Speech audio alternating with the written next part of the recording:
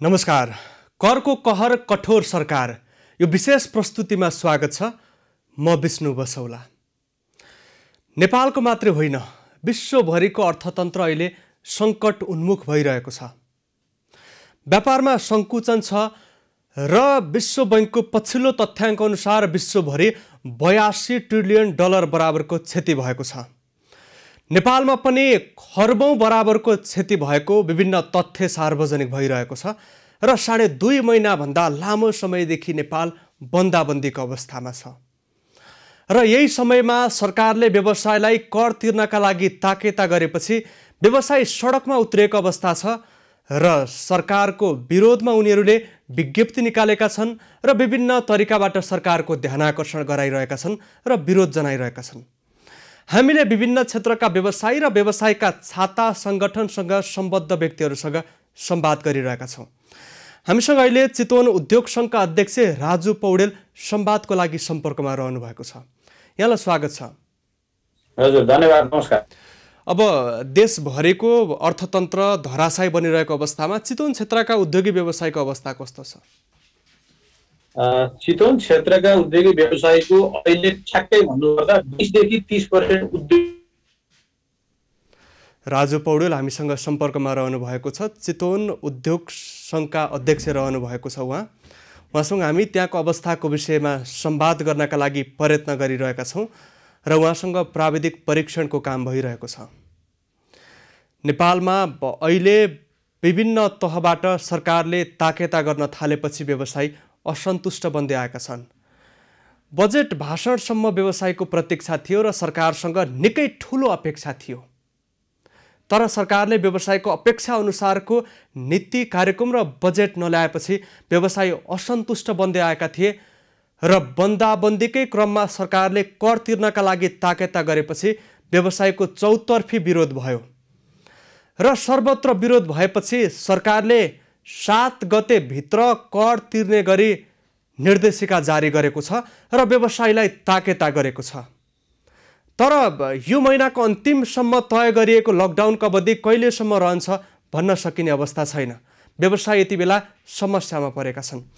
हामीसँग राजु पौडेल चितवन उद्योग परिसङ्घका अध्यक्ष फेरि पनि सम्पर्कमा रहनु भएको छ। हामी संवादलाई निरन्तरता दिन चाहन्छौँ। देशभरिका उद्योगी व्यवसायी समस्यामा छन्, चितवनका उद्योगी व्यवसायको समस्या के छ?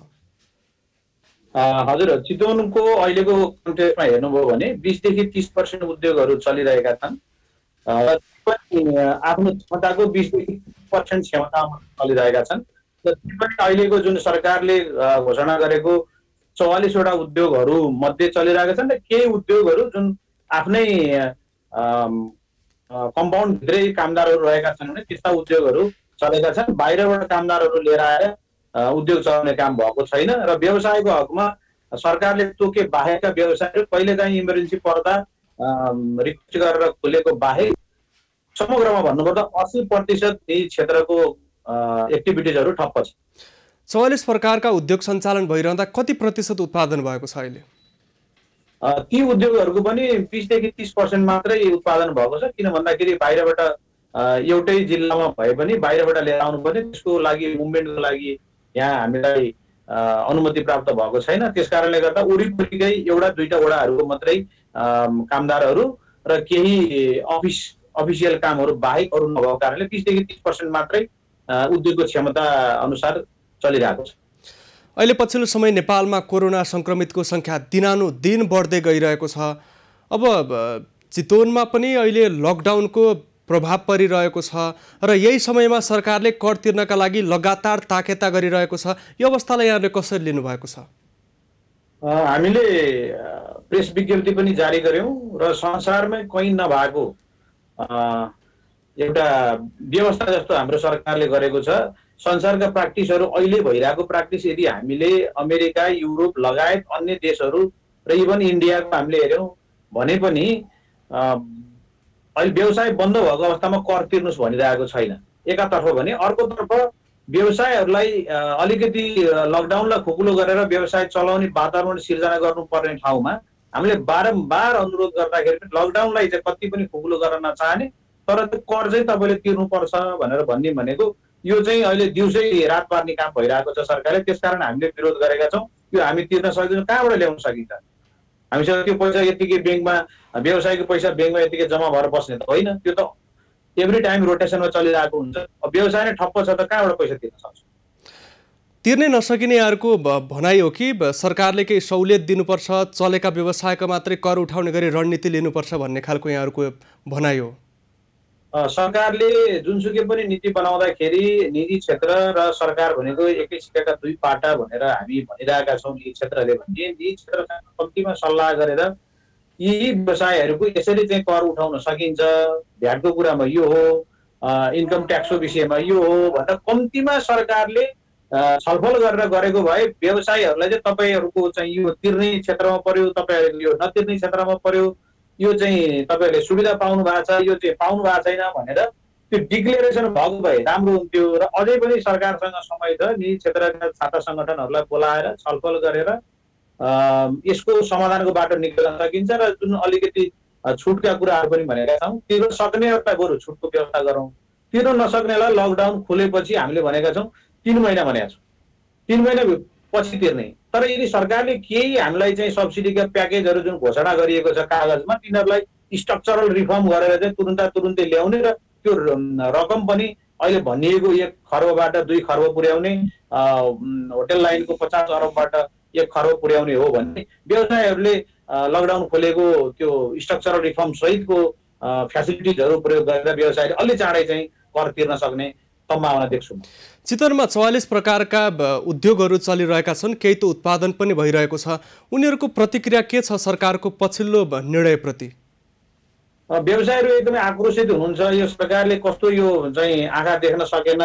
हामी भनेको निजी क्षेत्र भनेको मुलुकको जिडिपीमा 70% योगदान गर्ने क्षेत्र हो र 40 लाख रोजगार सिर्जना गरिरहेको क्षेत्र हो औपचारिक हिसाब किताबले।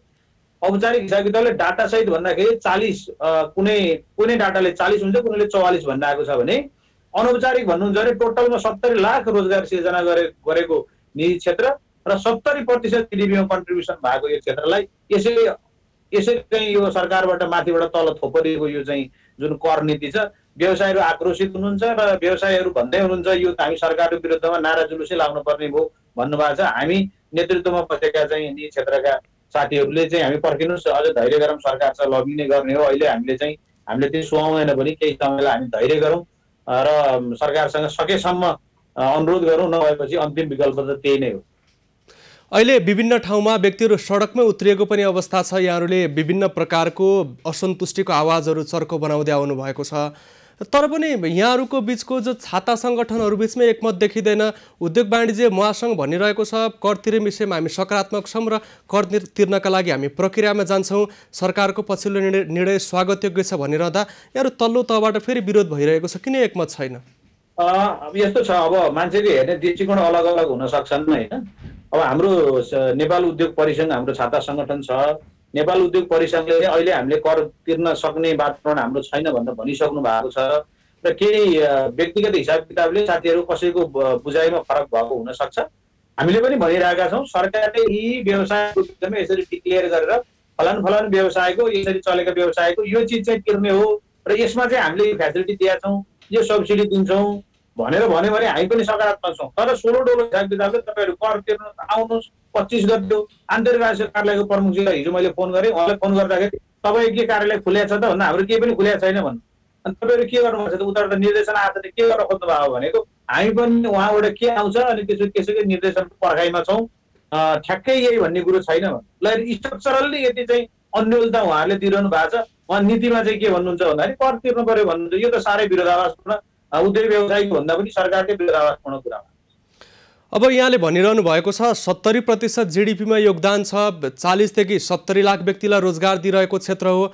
यो क्षेत्रसँग सरकारले किन सल्लाह गर्न खोजिरहेको छैन, किन विश्वास लिन चाहिरहेको छैन, यहाँहरूको दाबी के हो?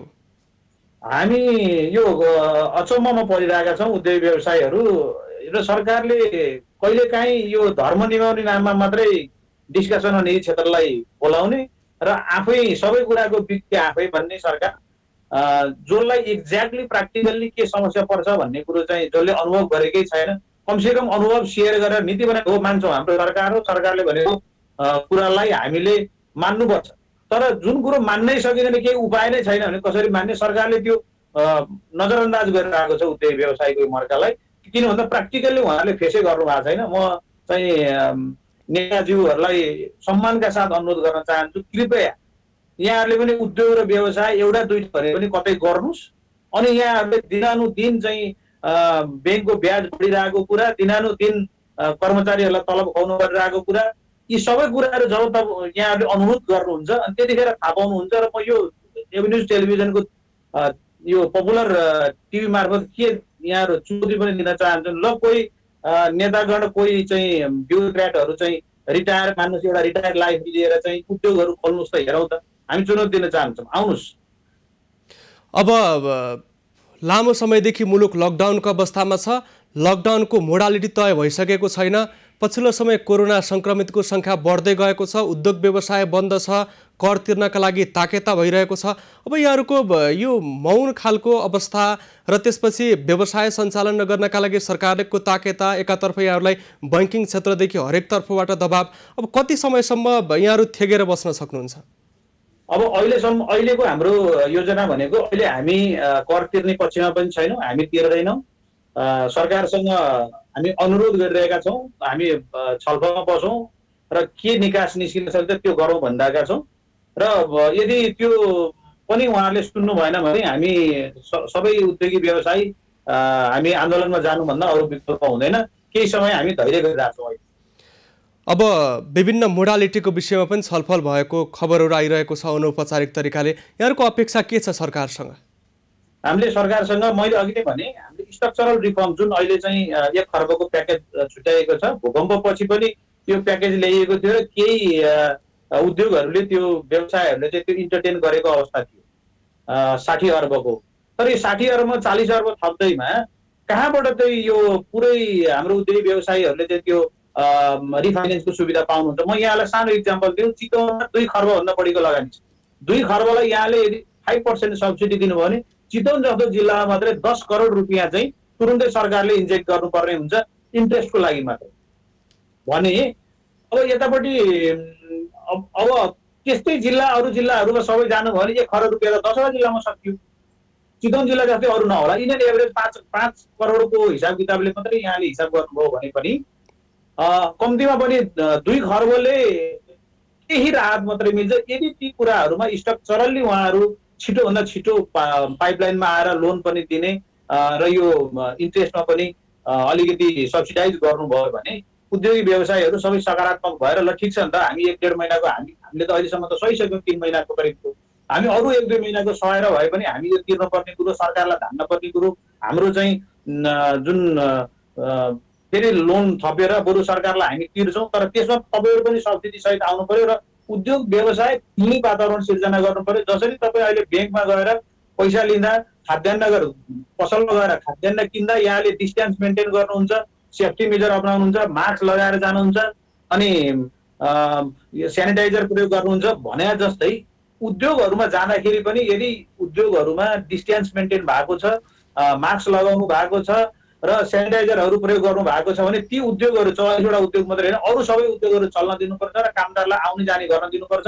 चितवन जस्तो केसमा भन्नुहुन्छ भने त यहाँ त सोसाइटीमा त कोरोना गएको छैन, यहाँ त कोरोना त मुक्त छ, अहिले 75 दिन भइसकेको छ भने यहाँका मान्छेहरूलाई फ्रीली आवाज जावत गरेर बाहिरको आउने मान्छेलाई स्ट्रिक्टली चाहिँ कन्ट्रोल गरेर विदेशबाट आउनु भएकाहरूलाई क्वारेन्टाइनमा लिएर गएर राख्ने, यहाँ चाहिँ सजिलो खुकुलो बनाइयो भने, यसरी नै प्रत्येक जिल्लाको आफ्नो योजना, पकेटको योजना बनाइयो भने उद्योगी व्यवसायीहरू सरकारले भनेको कुरोमा कर तिर्नलाई आनाकानी गरेको होइन। तर त्यो कुराको चाहिँ सहजता त हुनु पर्यो नि त।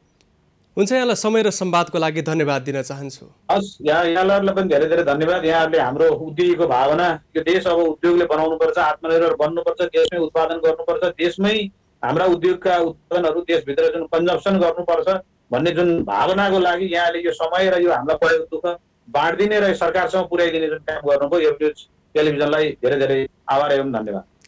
राजु पौडेल हामीसँग सम्पर्कमा रहनु भएको थियो। चितवन उद्योग सङ्घका अध्यक्ष रहनु भएको छ र सरकारले बन्दाबन्दीको समयमा व्यवसायीसँग छलफल समेत नगरी, विश्वासमा नलिई लगातार कर तिर्नका लागि ताकेता गर्दा चौतर्फी विरोध भइरहेको छ र चितवन उद्योग वाणिज्य सङ्घबाट पनि यसको विरोध भएको छ र अहिलेको अवस्थामा कर तिर्न नसक्ने स्पष्ट रूपमा उहाँहरूले बताइरहनु भएको छ र सरकारले निजी क्षेत्रलाई प्रोत्साहन गर्ने वातावरण नबनाएको पनि सरकारमाथि आरोप लागेको छ र सरकारले 44 प्रकारका उद्योग सञ्चालन गर्न अनुमति दिँदा विविध कारण केही ठाउँमा उद्योग सञ्चालन हुन सकेको छैन, केही ठाउँमा सञ्चालित उद्योगले पर्याप्त मात्रामा उत्पादन गर्न सकिरहेका छैनन्।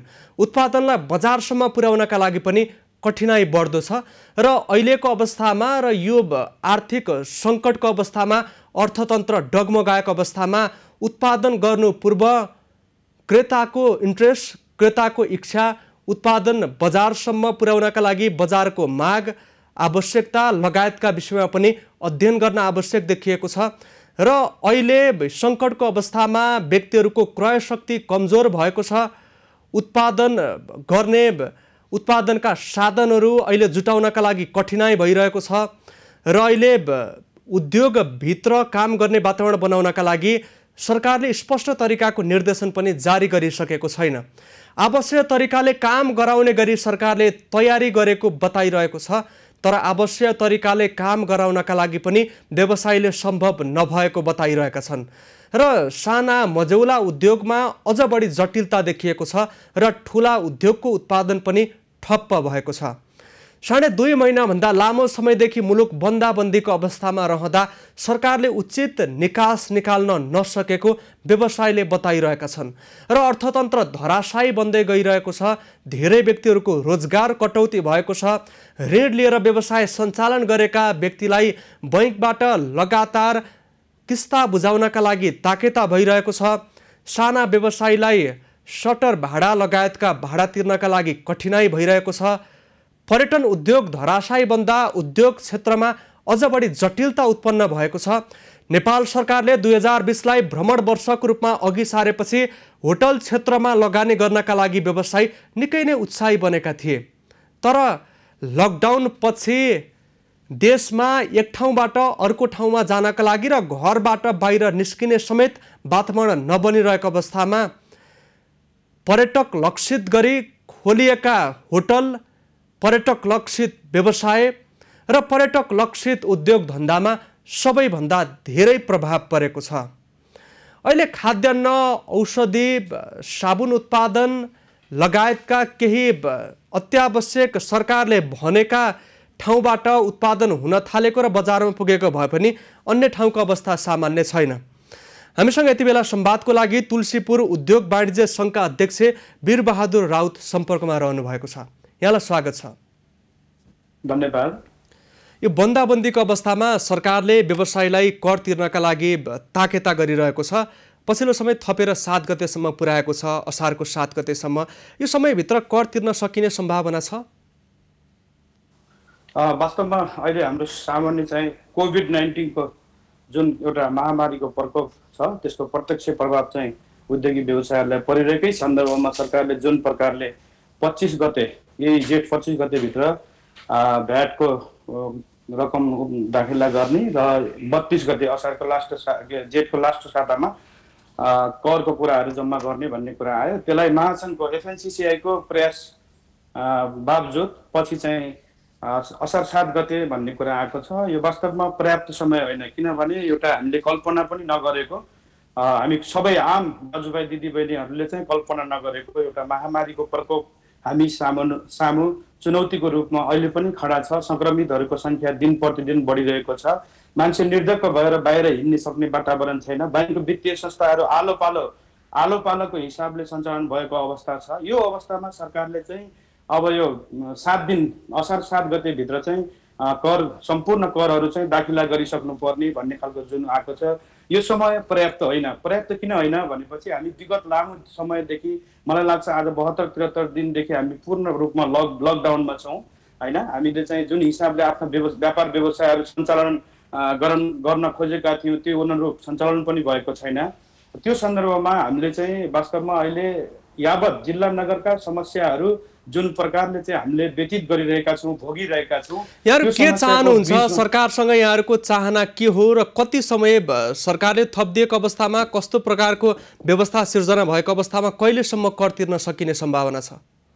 यसमा दुई मात्रै छैन। स्पष्ट रूपमा हामी के भन्न चाहन्छौँ भने निजी क्षेत्रको तर्फबाट नेपाल सरकारलाई, जसरी हामीसँग यो नेपाल सरकारले पनि क्रिएट गरेको रोग होइन, आम दाजुभाइ दिदीबहिनीहरू, उद्योगी व्यवसायी लगायत अन्य पेसामा संलग्न अन्य दाजुभाइले पनि क्रिएट गरेको रोग होइन, प्राकृतिक प्रकोपको रूपमा जुन नेपालमा कोभिड-19 भित्रियो, त्यो कारणले हामी बाध्यात्मक स्थितिले आफ्ना गतिविधिहरू सरकारले पनि चाहे जस्तो गर्न पाएको छैन कोभिड-19 को कारणले, र व्यवसायी उद्योगी व्यवसायहरूले पनि आफ्ना व्यवसायहरू गर्न पाउनु भएको छैन।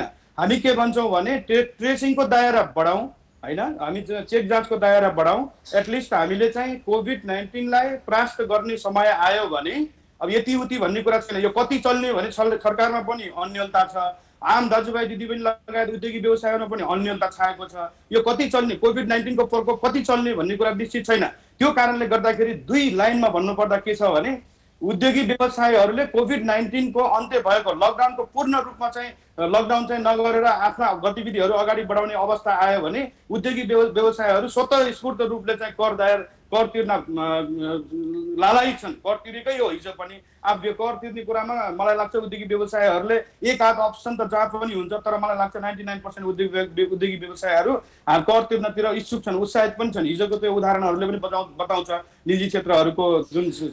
राउजी, हामी यहाँसँग स्पष्ट जवाब चाहन्छौँ।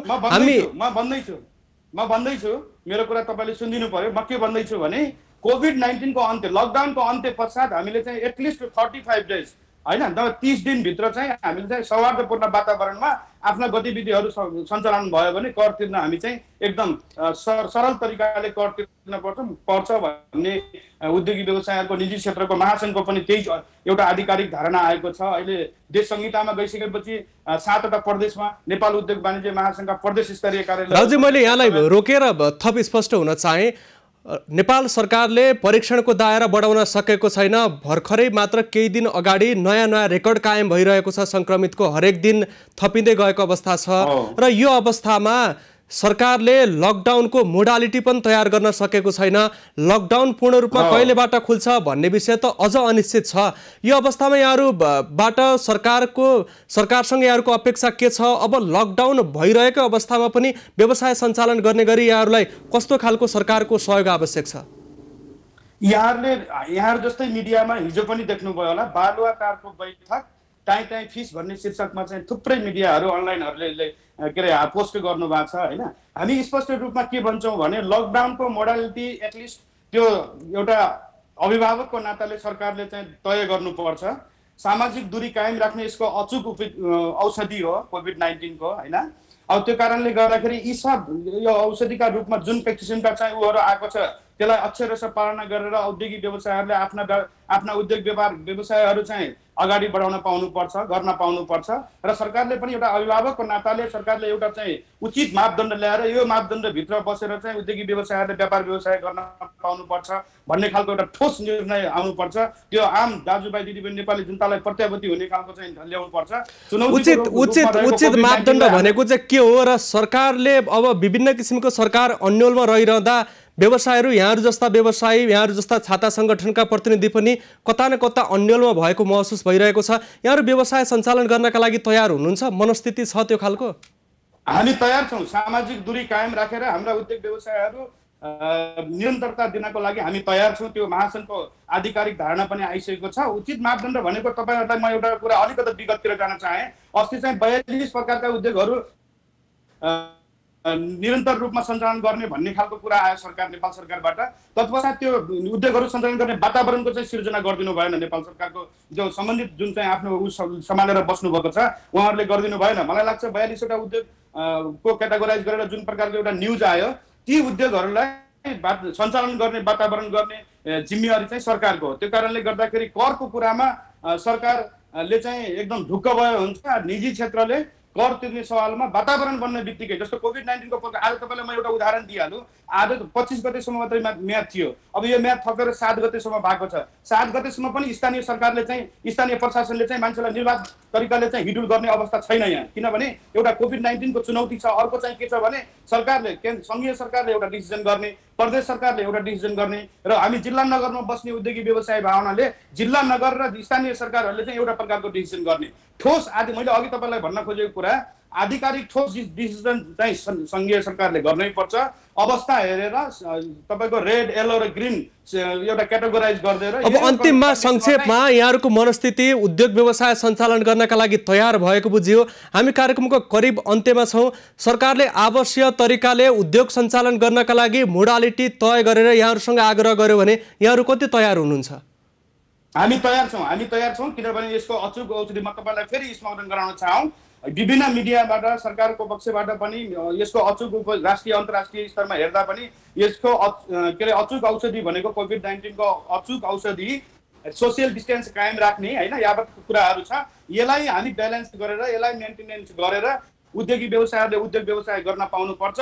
तत्पश्चात तिर्नुपर्ने कर उद्योगी व्यवसायहरूले तिर्नुपर्छ र यसको दायरा चाहिँ एटलिस्ट तपाईको उद्योग व्यवसाय सञ्चालन हुने वातावरण भयो भने त्यसको 30 दिन भित्र सरकारले नियम एउटा चाहिँ मिति तोकिदियोस्। त्यो मिति भित्र चाहिँ व्यवसाय उद्योगीहरूले आफ्नो करहरू तिर्न तयार छन्। यहाँलाई समय र संवादको लागि धन्यवाद दिन चाहन्छु।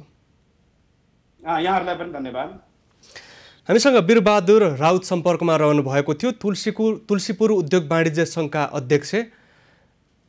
सरकारलाई कर तिर्नका लागि व्यवसायको कर्तव्य हो, दायित्व हो, कर उठाउने सरकारको अधिकार हो। तर अहिलेको अवस्थामा कर तिर्नका लागि सरकारले ताकेता गरेको विषयमा व्यवसायको असन्तुष्टि छ र अहिलेको अवस्था व्यवहारिक नभएको उहाँहरूबाट गुनासो आइरहेको छ र उहाँहरूले सरकारले सम्बोधन गरिदिनुपर्ने बताइरहनु भएको छ। करको कहर कठोर सरकार यो विशेष प्रस्तुति जारी रहनेछ। हामीसँगै रहनुहोला।